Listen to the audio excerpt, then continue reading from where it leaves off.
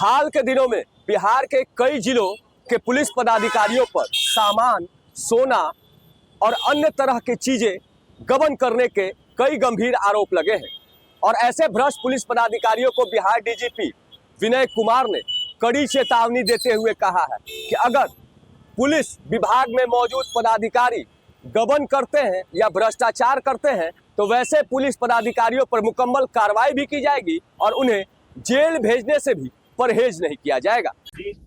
तो आपका कहना सही है। जैसे जीआरपी गया में जेल गए थानाध्यक्ष, लालगंज में भी एफआईआर दर्ज हुआ है, जेल जाएंगे, आज जाएं कल जाएं, उनके पीछे टीम लगी हुई है, सीआईडी की भी टीम गई है लालगंज में और वहाँ पे पूरा केस के बारे में डिटेल एडवाइजरी दी है और शीघ्र ही गिरफ्तार होंगे।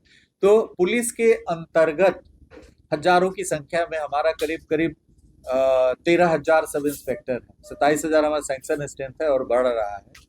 तो ये हजारों की संख्या में एक दो इस प्रकार के लालची लोग रहते हैं जो सोना पैसा देख करके वो लालच के वशीभूत हो जाते हैं और इस प्रकार की कार्रवाई करते हैं। तो उनके प्रति हम लोग किसी भी प्रकार की नरमी ही नहीं बल्कि उनको जेल भेजना, तो इमीडिएटली जेल जा रहे हैं। जैसे लालगंज वाले भी जेल जाएंगे, एफआईआर दर्ज हो गया, उन पे सस्पेंशन की कार्रवाई हो रही है। तो ये सख्ती से हम लोग पेश आते हैं, इस प्रकार के लोगों को हम लोग टॉलरेट नहीं करेंगे। शीघ्र ही हमने आदेश दिया है कि 15 से 20 दिनों में उनको डिसमिस करिए। ऐसे लोगों के लिए पुलिस में कोई जगह नहीं है जो वर्दी पहन करके और आपराधिक का आचरण प्रदर्शित करते हैं। जमीन विवाद में पुलिस की भूमिका नगण्य है, बल्कि हम शून्य कहेंगे। पुलिस को मात्र इतनी शक्ति है कि वो यदि खून खराबा हो रहा है तो निरोधात्मक कार्रवाई करे, प्रिवेंटिव एक्शन ले, इतना ही पावर उसके पास है।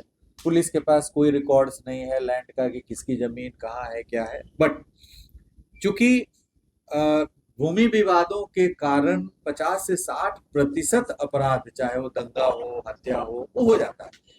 इसलिए हम वहां पर अपराध नियंत्रण, जैसे आप कहेंगे सर हत्या बढ़ रहा है, तो हत्या घटाने के लिए हमको उसमें घुसना पड़ेगा, हमें वहां पर हस्तक्षेप करना पड़ेगा। तो हस्तक्षेप हम इस मायने में करें, जो थाने में बैठक हो रही, करीब 540 अंचल है पूरे राज्य में, थाना हमारा 1400 है। तो आप ऐसे भी डिवाइड कीजिएगा तो प्रत्येक अंचल में करीब 2.5 से 3 थाने आ जाते हैं। तो यदि थाना पे बैठक होगी तो 3 थाने में बैठक होगी तो सीओ 3 जगह तो जा नहीं सकते हैं। दिन फिक्स है कि शनिवार को ही होना है।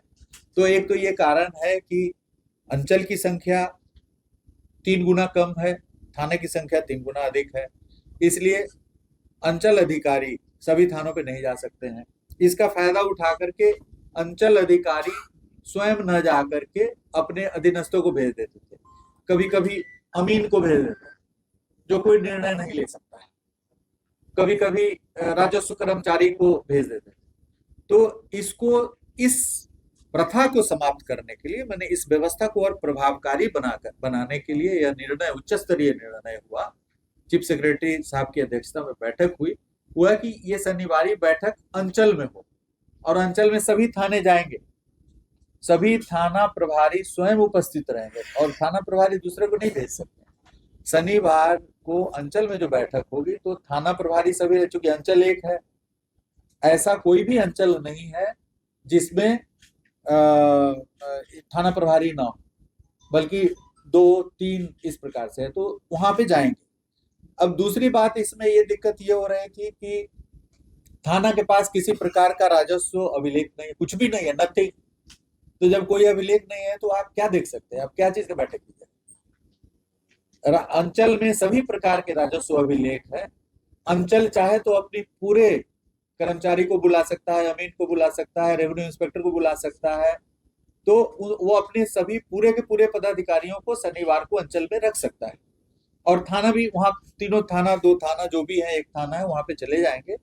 तो वहां पर जो भूमि विवाद के संबंध में जो निर्णय लिया जाएगा और जो सहूलियत होगी वो थाना पे नहीं हो सकती है। इसलिए मैंने पिछले वर्ष कई बार बैठकें की, राज्य सरकार के संज्ञान में लाया और उसके बाद राजस्व विभाग के द्वारा यह आदेश निर्गत हुआ कि यह बैठक अब अंचल कार्यालय में होगी और उसमें यह भी है कि अंचल के सभी पदाधिकारी उपस्थित रहेंगे और अंचल कार्यालय वहां अपलोड करेगा। जो भू समाधान पोर्टल है उस पर जैसे पुलिस को क्या उस पे लिखना है जमीन विवाद के सामने में, तो उसका जो मजमून है उसको भी तैयार करने में दिक्कत होती थी, क्योंकि वो समझ में नहीं आता है उसको कि क्या मामला है।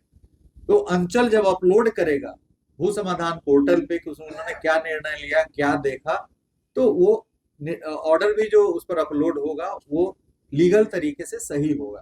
तो इन सभी चीजों को दृष्टिगत रखते हुए जमीन विवाद के संबंध में जो कार्रवाई करनी है उसका स्थल थाना से अंचल में गया।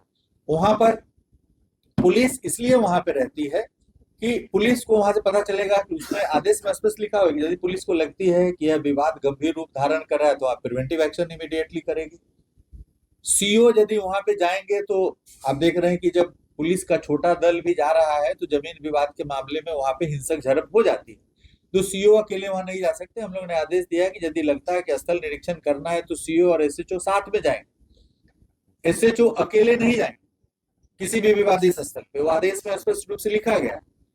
तो यह जो व्यवस्था है, जमीन की व्यवस्था है, उसमें पुलिस को किसी भी प्रकार का निर्णय लेने की शक्ति नहीं है कि जमीन किसका है, कौन इंक्रोच कर रहा है, बाउंड्री बनेगा नहीं बनेगा, ये राजस्व विभाग का निर्णय है। इसलिए ये किया। सर अभी आपने वाला गैंग जो पकड़ाया है, ये पूरे बिहार में इसको अभी आप जैसे देखे होंगे कि भू माफियाओं को चिन्हित करने के लिए कार्रवाई करे, जैसे बहुत सारे जो हमारे प्रस्ताव 107 में गए भू माफियाओं के संबंध में है, और भू माफियाओं को चिन्हित करके हम लोग कार्रवाई कर रहे हैं। अभी कल ही हम एक नालंदा को भेजे हैं कि कोई भू माफिया है 40-50 प्लॉट गड़बड़ करके किया हुआ है। अब इसमें पुलिस को ये दिक्कत हो जाती है कि हम किसी अभिलेख को देख करके, जनता कहती है कि सर फर्जी कागज, अब फर्जी कागज पुलिस अपने मन से नहीं कर सकती है कोई कागज फर्जी है, उसके लिए राजस्व के द्वारा सत्यापन करना पड़ेगा। जैसे कोई रजिस्टर्ड सेल डीड है, यदि वह फर्जी है तो रजिस्ट्रार के कार्यालय से उसका सत्यापन होगा, सत्यापन करने के बाद बताया जाएगा कि ये फर्जी है। एक मामला हमारे जनता दरबार में कल आया था, परसों आया था,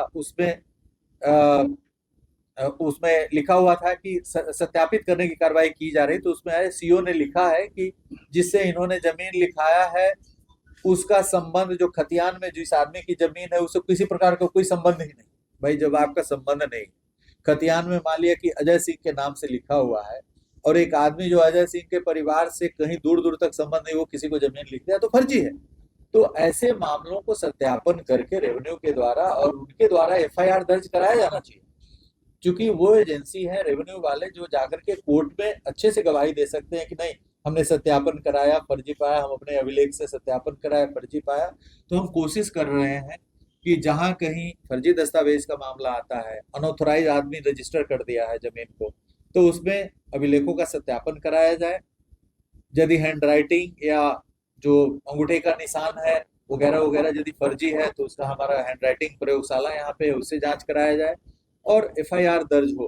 प्रतिदिन जनता दरबार में इस तरह के 4-5 मामलों में हम लोग एफआईआर दर्ज करने का आदेश देते हैं। तो ये कानूनी कार्रवाई, जाली कागजात जहां यूज हो रहा है, अब जैसे सीओ के यहाँ बैठक हो रहा है, वहां थाना प्रभारी को लगेगा कि जाली कागजात के आधार पे इसने या इसके विपक्षी ने जमीन हड़पने कोशिश किया है, वो थाना पे लौट करके एफआईआर दर्ज करेगा।